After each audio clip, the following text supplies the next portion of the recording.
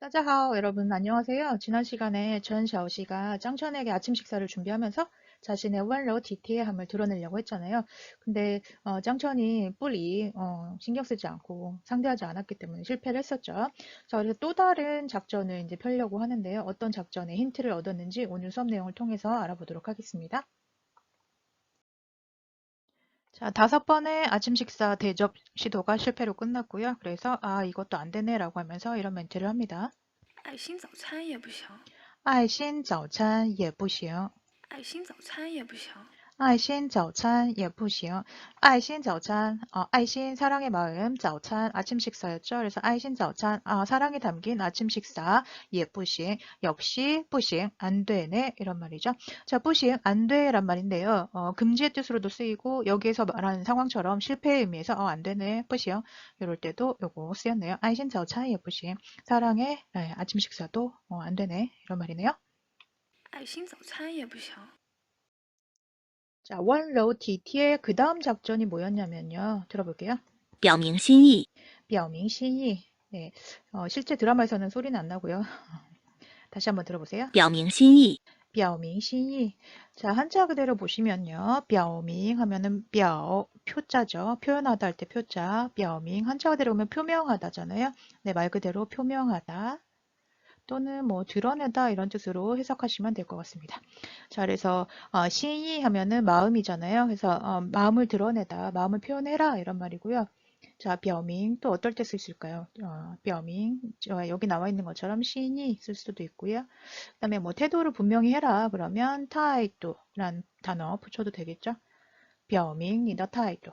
네 태도를 분명히 해라 이런 말이잖아요. 타이도 말 그대로 타이도 태도란 뜻입니다. 타이도. 뭐 관점을 드러내라, 관점을 표현해라 그런 관디엔이라고 하면 되겠습니다. 表明观点, 观点, 表明观点. 너의 관점을 분명히 해라, 표현해라, 드러내라. 또는 뭐 지금 이제 설날이 얼마 안 됐으니까 지난주 얼마 안 됐으니까요. 뭐 새해 결심을 한번 뭐 표현해 보자. 뭐 이러면 어떻게 하면 될까요?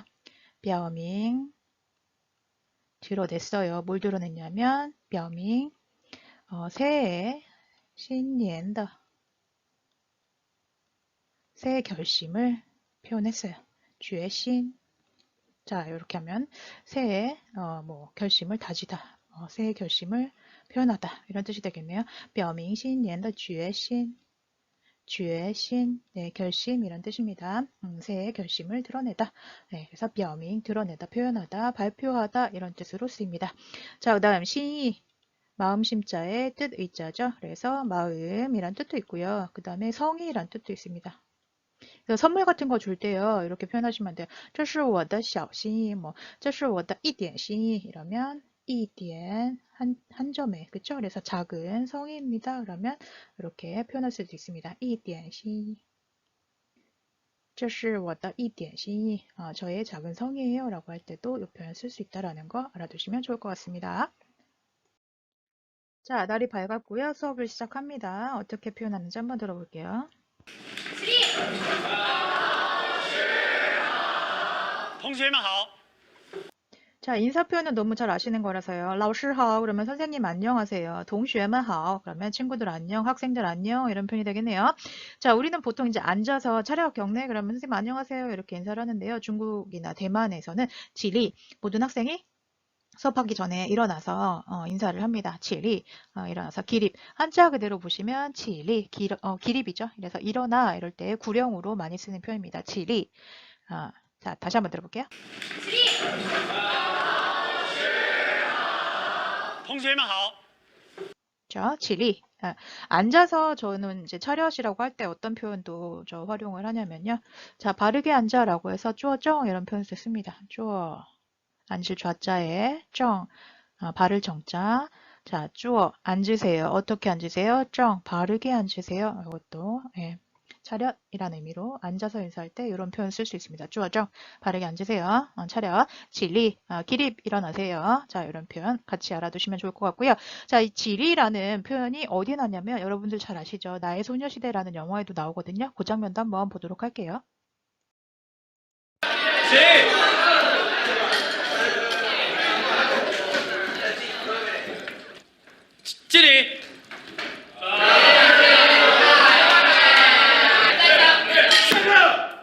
네, 잘 보셨죠? 자, 마찬가지로 여기 대만 영화인데요. 여기서도 마찬가지로 진리 반장이 그렇게 얘기를 하니까 보통 이제 평소와 다름없이 학생들이 막 떠들고 있고요. 그때 이제 다시 반장이 찡리라고 하죠. 찡리 말 그대로 경례란 뜻입니다. 여기서는 경례라는 구령도 같이 붙였네요. 진리, 기립, 찡리, 경례라고 하고 나서 여전히 다름없이 학생들이 이제 떠들고 그다음에 잘 들어보시면요. 수업 시작하자마자 이 친구들이 뭐라고 인사를 하냐면 老师再见 이렇게 인사거든요. 자, 그러니까 이제 문득 각성한 서태후가 샹커 수업하자라고 소리를 치네요. 자, 다시 한번 들어볼게요.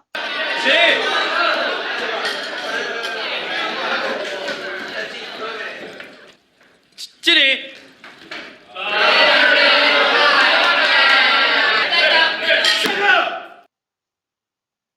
네, 잘 들어보셨죠? 네, 넘어가도록 하겠습니다.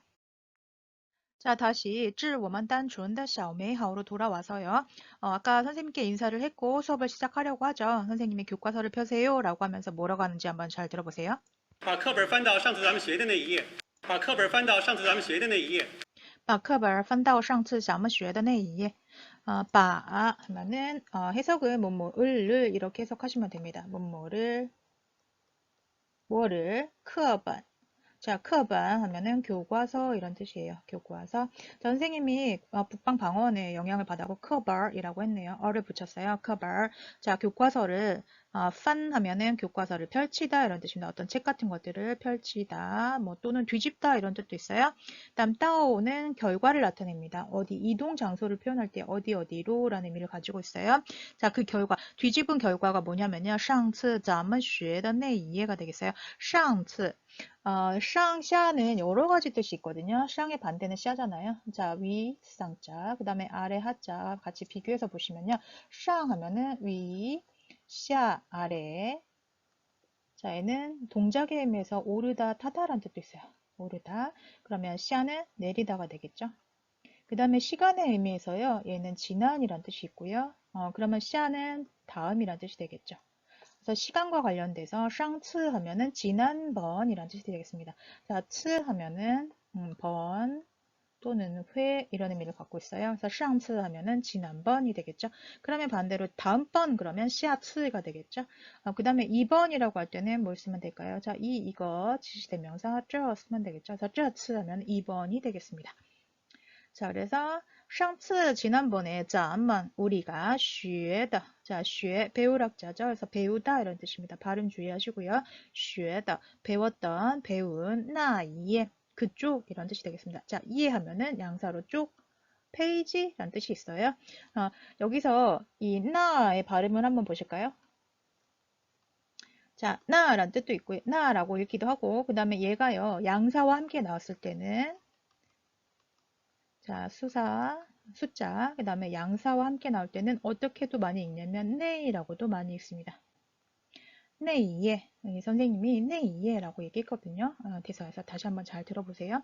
자, 把课本翻到上次咱们学的 네이에 교과서를 지난번에 우리가 배웠던 그쪽으로 펴세요. 이런 말이 되겠습니다.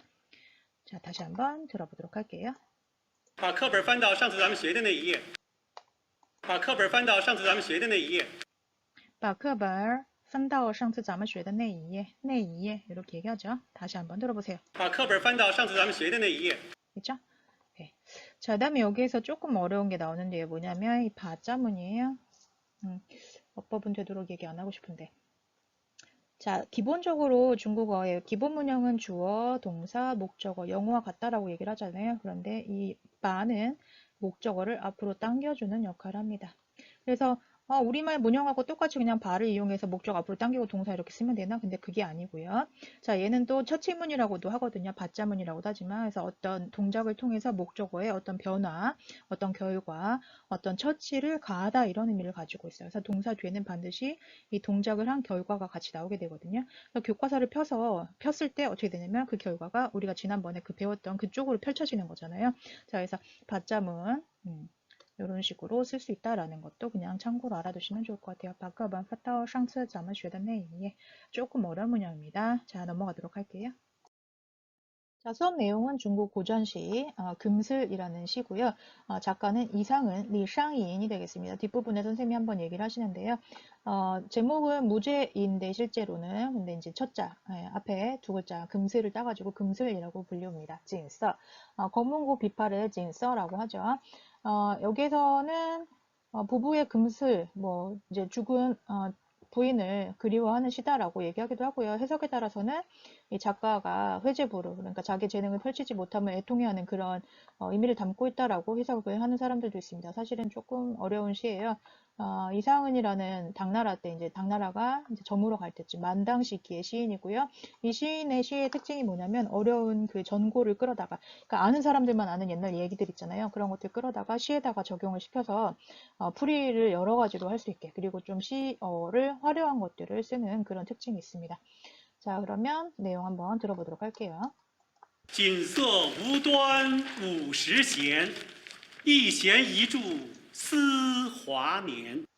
锦瑟无端五十弦，一弦一柱思华年.锦瑟, 여기 해석해 보시면 아름다운 검은고 이렇게 나네요. 锦瑟, 검은고 또는 비파 이렇게 해석이 되고요. 우端 하면은 까닭이 없이, 이유 없이 이런 뜻입니다. 까닭 없이, 이유 없이 어째서 50弦, 50개의 현인가. 왜냐, 현이 많으니까 그 현 하나하나마다 그 화려했던 시절을 생각나게 하니까 왜 어째서 50현이나 될까 이렇게 되겠죠. 진서 네, 여기 나와 있는 것처럼 뭐 검은고 이렇게 해석하셔도 되고 또는 비파, 검은고와 비파를 의미하기도 합니다. 오端 까닭 없이 50弦, 시에는 줄이죠. 그래서 50편인가. 다음에 주 보시면요. 이 기둥주자죠. 기둥. 말 그대로 기둥인데요. 여기서 말하는 그 기둥은 뭐냐면 그 검은고 줄을 받치는 기둥들 있잖아요. 줄을 받치는 그거. 걔를 뭐라고 하냐면 우리말로 이제 기러기 발이라고요. 기러기 발처럼 생겼다고 해서 그 기러기 발을 얘기하는 겁니다. 그래서 현 하나, 기둥 하나마다 쓸 생각할 사자죠. 생각나게 합니다. 무엇을? 화년 하면은 화려했던 시절, 아름다웠던 시절, 젊은 시절을 의미하죠. 자, 다시 들어보도록 할게요. 锦瑟无端五十弦，一弦一柱思华年。锦瑟无端五十弦，一弦一柱思华年。 자, 시를 한 줄 읊으시고 나서 이제 시에 대해서 본격적으로 설명을 하고 계십니다. 这是一首非常凄美的诗，这是一首非常凄美的诗。这是一首非常凄美的诗. 这是一首. 자, show는 시나 아니면 노래를 세는 양사예요. 시 한 수라고 얘기할 때 그 숫자예요. 这是一首. 이것은 하나의 非常, 굉장히 대단히, 치매. 자, 치매 할 때 치는 처량하다 할 때 첫자고요. 매는 아름다울 미자잖아요. 그래서 처량하고 아름답고 슬프도록 아름다운 이런 의미로 해석하시면 되겠습니다. 이것은 하나의 굉장히 슬프도록 아름다운 시이다 이런 말이죠. 这是一首非常凄美的诗. 다시 한번 들어볼게요. 这是一首非常凄美的诗，这是一首非常凄美的诗，也是李商隐写给亡妻的一封情书。 그리고 또 어떤 작품이냐면 예시 그리고 또한 리샹인 이상은이라는 시인이고요. 만당 때 시인입니다. 당나라 때 시인이고요. 그 사람이 시에 쓰다라는 뜻이죠. 쓰다 시에게 누구에게 썼냐? 작게 하면은 누구누구에게 이런 뜻이 되겠죠. 썼어요. 누구에게 썼냐면 왕치 하면은 요거는 망할 망자잖아요. 그래서 왕치 하면은 죽은 처를 말합니다. 죽은 아내 를 왕치라고 해요. 죽은 아내. 그다음에 그러면 이제 죽은 남편은 뭐라고 하면 될까요? 왕후. 자, 왕후 또는 셴후라고도 합니다. 앞선자를 써가지고요. 셴후 이러면 죽은 남편이 됩니다. 네, 반대말 참고로 알아두세요. 자, 왕치다. 이펑. 자, 펑. 아까는 시 하면은 시를 세는 단위는 show였잖아요. 자, 펑 하면은 봉투할 때 봉자거든요. 그래서 편지 봉투 담긴 거, 봉투에 담긴 것들을 셀 때 쓰는 양사입니다. 이펑 징수. 자, 징수 하면은 정자죠. 징수 그러면 러브레터. 연애 편지가 되겠습니다. 연애 편지, 연서. 여기는 이제 연서라는 고상한 말로 해석을 했네요. 그래서 이상은이 죽은 아내에게 쓴 러브레터이다. 이렇게 해석을 하시면 되겠습니다. 다시 한번 들어볼게요. 也是李商隐写给亡妻的一封情书。也是李商隐写给王妻的一封情书。 두 번째 연입니다. 庄生晓梦迷蝴蝶，望帝春心托杜鹃。 다시 들어볼게요. 庄生晓梦迷蝴蝶，望帝春心托杜鹃。 자, 자막 참고로 하시고요. 庄生 하면은 庄生, 장자, 노자 장자 들어보셨죠? 도교의 창시자 중에 이제 장자. 장자가 꿈을 꿨어요. 샤오는 여기서 새벽이라는 의미입니다. 자, 멍, 꿈뭉자 관체자죠. 꿈뭉자 간화자. 장자가 새벽 꿈에 미혹되다 이런 말입니다. 뒤에 현혹되다. 무엇에? 후디에. 자, 호접몽 들어보셨나요? 호접. 뭘 가리키는 말이죠? 한자에 두 개의 힌트가 나와 있습니다. 벌레. 벌레와 관련된 한자죠. 후디에 하면은 나비란 뜻입니다. 자, 자막에도 나오네요. 그래서 장자가 새벽 꿈에 나비에 미혹된 듯. 그다음에 왕띠 하면은 네, 총나라 왕 이름이에요. 총나라 망제 두라는 왕이 있었는데요. 이 사람이 이제 함정에 빠져서 나라를 빼앗기고요. 그리고 이제 막 시리에 빠져가지고 유랑을 하다가 슬픔에 못 이겨서 이제 죽었는데 그래서 뭐 두견새가 되었다 뭐 이런 얘기가 있습니다. 그래서 도주연 하면은 두견새를 말합니다. 왕띠 춘신 토 두주연 왕제는 그 봄을 아끼는 마음, 봄의 슬픔을 두견새에다가 토 하면은 의탁하다 할 때 탁자죠. 그래서 그 봄을 아끼는 마음, 봄의 슬픈 마음을 두견새에 의탁했네 이런 말이 되겠습니다. 네, 다음 살펴볼게요. 그 다음 부분입니다.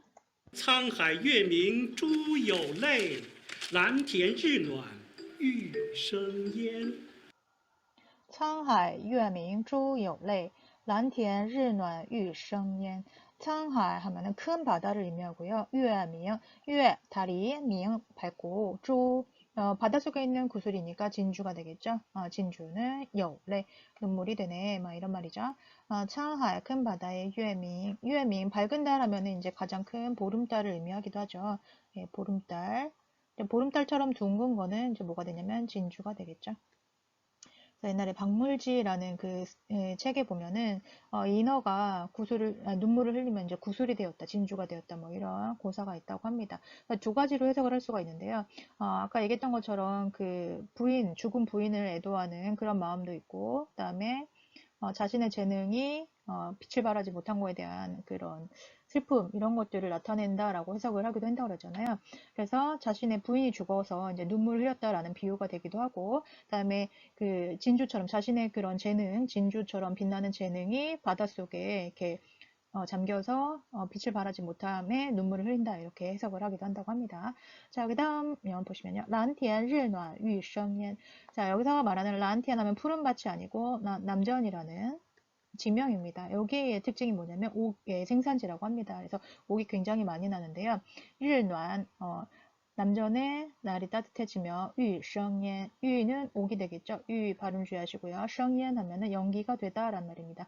이렇게 연기처럼 사라져 버린다 이런 허무함을 나타내는 거죠. 란티엔실난 위성옌, 남전에 해가 따뜻하면 날이 따뜻하면 옥은 연기가 된다 이런 말로 해석하시면 되겠습니다. 此情可待成追忆，只是当时已惘然。此情可待成追忆，只是当时已惘然。 츠情 자, 츠 지시대명사입니다. 예, 보통 이제 문어체로 쓸 때 많이 쓰는 표현이죠. 이 또는 그 이런 뜻이고요. 징 정이죠. 앞에서 말했던 그런 네 가지 정 있었잖아요. 뭐 이제 호접몽에 미혹되었던 거, 그다음에 그 나라를 잃고 슬픔에 빠졌던 거, 그다음에 바닷속에서 빠져가지고 눈물 흘렸던 거, 진주가 눈물이 되고 뭐 이런 거 그런 정, 그다음에 그 남전에서 옥이 연기가 되듯이 허무했던 거 그런 것들 그런 모든 그런 정들을 말하는 거죠. 츠칭 앞에서 말했던 그런 것들 따이 자 따이 하면 대기하다 할 때 대자거든요. 그러니까 기다리다 이런 말이다. 그어는 여기서 이제 강조의 뜻으로 어찌 기다릴까 이렇게 해석하시면 될 것 같아요. 그 정 어찌 쯔이 하면은 한자 그대로 추억입니다. 중국어로 쯔이라고 하고요. 정 이루성자자 되다 이루다 이런 말이죠. 그래서 그 정이 어찌 추억이 되기만 기다릴까. 只是 현대 중국어에서도 마찬가지로 다만 단지 이런 의미로 씁니다. 단지 당시에 이미 왕란 하면은 망연자실하다 할 때 망연이거든요. 그래서 멍해지다, 망연자실했다, 이미 제정신이 아니었다 이런 말입니다. 此情可待成追忆，只是当时已惘然. 자, 다시 한번 들어볼게요. 此情可待成追忆，只是当时已惘然。 잘 들어보셨죠? 네, 그냥 한번 중국 고전시도 이 드라마를 통해서 접해봤다라는 그냥 좋은 경험으로 삼으시면 좋을 것 같고요. 자, 이 수업을 통해서 전샤오 씨가 다음 작전을 짜게 된 거죠. 뭐냐? 네, 요거죠. 징수, 러브레터, 연애 편지를 써서 다음 작전, 내 마음을 표현하자. 이런 작전을 세우게 된 겁니다. 자, 수업을 통해서 뼈민신이 마음을 드러내는 방법으로 연애편지를 쓰기로 정했습니다. 그래서 서점에 연애편지 전집이 있냐고 물어보는 그런 상황이에요. 同学，你找什么？请问有没有那个情书大全？什么大全？作文大全。 네, 동슈에 그부하고 반친구 이런 의미지만 학생들을 친근하게 부를 때 동슈에 이렇게 부르기도 합니다. 동슈에, 你叫什么? 找, 찾다라는 뜻이죠. 찾다. 叫什么? 가게에서 보통 점원들이 많이 물어보는 표현이에요. 你叫什么? 뭐 찾으세요? 전화해서 누구 찾으세요? 라고 하면 의문사만 바꿔주시면 되겠죠. 你叫谁? 누구 찾으세요? 你叫什么? 뭐 찾으세요? 그랬더니 请问 실례합니다. 자, 말을 물어볼 때 앞에 이제 공손하게 excuse me 라고 붙일 때 请问이라는 표현 쓰죠. 请问 실례합니다. 有没有 있어요? 没有 없어요? 있어요 없어요? 뭐 那个그 거시기 이런 의미죠. 그래서 중국 사람들이 이제 뭔가 말 꺼낼 때 그거 있잖아. 이럴 때 인네이거라는 표현 많이 써요. 거시기 이런 느낌입니다. 那个情书大全. 자, 情书 연애 편지죠. 연애 편지 大全 이제 모은 거, 전체 모은 거. 그래서 전집 뭐 이렇게 해석할까요? 연애 편지 전집 있나요? 이렇게 물었어요. 자, 발음 다시 한번 살펴보도록 할게요. 자, 지시대명사에서 보통 이제 쩌 하고 나 두 가지를 크게 꼽을 수가 있죠. 근데 얘가 뒤에 양사가 나오거나 양사 그런 경우에는 이 쩌를 j 라고 발음을 하고요. 그 다음에 나도 마찬가지로 네로 발음하는 경우가 많이 있습니다. 이제 회화체에서 얘기할 때 이 표현 많이 써요. 제이거, 네이거, 그거, 저거 이렇게 얘기할 때요. 자, 여기서도 마찬가지로 녹음 다시 들어보시면요. 나거라고 안 하고 네이거라고 표현을 했거든요. 알아두시면 좋을 것 같아요. 请问有没有那个情书大全? 네, 발음 주의하시고요. 좌이 아니고 全 이렇게 발음하죠. 그래서 점원이 황당한 듯이 다시 물었어요. 什么大全? 무슨 전집이요? 네, 作文大全. 作文 말 그대로 장문이 되겠죠. 장문 전집 있나요? 이렇게 물었습니다. 자, 오늘 수업 내용은 여기까지고요. 내용 녹음 다시 한번 들어볼게요. 발음에 유의하면서 다시 한번 들어보세요. 同学，你找什么？请问有没有那个情书大全？什么大全？作文大全。同学，你找什么？请问有没有那个情书大全？什么大全？作文大全。 자, 마지막으로 진서 다시 감상하면서 수업을 마치도록 할게요. 하기 전에 간단하게 다시 좀 시에 대해서 살펴보면요. 이 시는 7원, 7글자죠. 면이 하나, 둘, 셋, 넷, 다섯, 여섯, 7글자로 되어 있기 때문에 7원이고요. 8, 행이 때문에 7원 율시라고 부릅니다. 7원 율시라고 부르고요.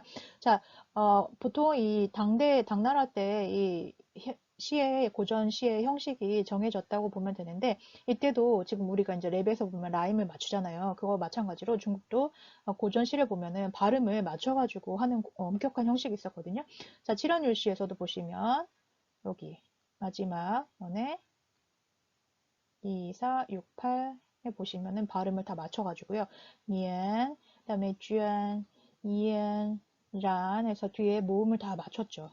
네, 이렇게 라임을 맞췄습니다. 여기 첫 행도 마찬가지로 엄격하게 여기도 맞추는 경우가 많이 있고요. 시엔, 니엔, 쥐엔, 옌, 란 이렇게 맞추고요. 그 다음에 마지막 이런 이 끝에 있는 글자들의 라임을 맞출 때는 보통 일성 또는 이성을 사용해서 글자를 맞춤을 해줍니다. 그런 특징이 있다라는 것들 보시면서 보면 재미있을 것 같아요. 자, 아까 얘기했던 것처럼 이 시는 이상은이라는 리샹인, 이상은이라는 만당 때, 당나라 때 시인이고요. 그다음에 어려운 정보를 써서 자신의 어떤 감회를 이렇게 풀어 쓰는 특징이 있었고, 그다음에 좀 화려하고요. 염정적인 그런 시들을 많이 썼습니다.